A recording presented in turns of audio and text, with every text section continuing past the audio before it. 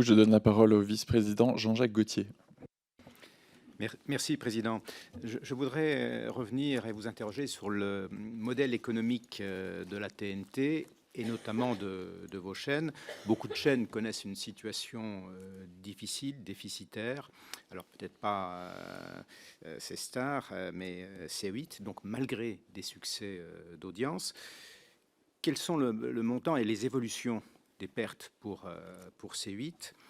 Le coup de grille, c'est vrai que parfois, face à ces difficultés, beaucoup de chaînes ont la tentation d'user et d'abuser du catalogue et des rediffusions. Et vous avez insisté, Monsieur Apieto, pour rappeler tout ce qui était demandé à C8 en termes d'inédits, les 7 heures d'inédits. Donc, quel est le coup de grille et quelle est l'évolution de ce coup de grille sur C8? Et puis, l'évolution du marché publicitaire, on connaît les évolutions globales. Qu'en est-il sur C8 et la part de Hanouna dépendance, si j'ose m'exprimer ainsi?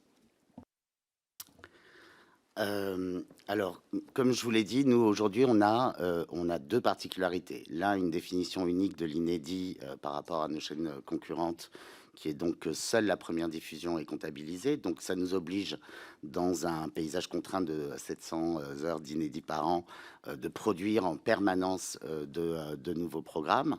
La deuxième, c'est que C8 s'appuie sur un groupe de chaînes payantes. Donc je n'ai pas de catalogue à disposition comme ont les chaînes sœurs, filles de TF1, qui bénéficient des films de TF1, des fictions, des séries, parfois fleuves de TF1, ou W9, qui bénéficient également des catalogues d'M6.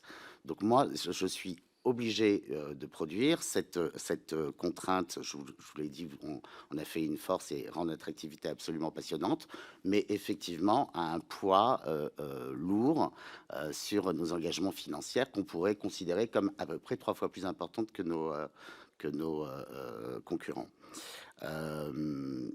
La question d'après, alors les chiffres, je vais pas pouvoir vous les transmettre, on vous les transmettra par écrit, mais je ne vais pas donner ces éléments aujourd'hui en direct, ils vous seront transmis ultérieurement. Et Hanouna dépendant, je vous l'ai dit aussi tout à l'heure, en fait tout le monde est un peu, toutes les chaînes, si une chaîne connaît un access qui ne fonctionne pas, c'est une situation grave pour un diffuseur, quelle que soit la dimension de la chaîne. Aujourd'hui, TF1 fait le pari de mettre de la fiction qui fonctionne plutôt bien, donc bravo à eux. France 2 a Nagui 2 fois par jour en quotidienne, qui fonctionne très bien, donc bravo à eux. Quotidien est un succès sur TMC. Voilà. Et si vous regardez bien d'ailleurs, W9 a essayé de relancer son access avec une télé-réalité qui est l'île de la tentation. Ça ne fonctionne pas, c'est un problème pour eux. Pour compléter, donc comme nous l'avons dit ce matin, nous avons une régie publicitaire qui s'appelle la Canal Brand Solution. Nous sommes la 3e régie du marché et nous sommes en train d'atteindre l'équilibre. Nous vous enverrons les chiffres sur C8 pour plusieurs raisons. D'abord parce qu'aujourd'hui, la pub télé reprend, contrairement à l'année 2023, et nous avons réussi à transformer également la publicité digitale sur C8, sur tout ce qui était replay et nouveaux supports. En termes de coût de grille, nous sommes à 66% du coût global en coût de grille. Coût de diffusion, 6%. Taxes et droits d'auteur, 6%. Autres coûts, 11%. Code par régie, 11%.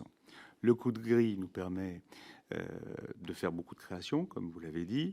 Nous ne sommes pas Hanouna dépendants, mais toute chaîne est, comme l'a dit Franck, dépendante de son access.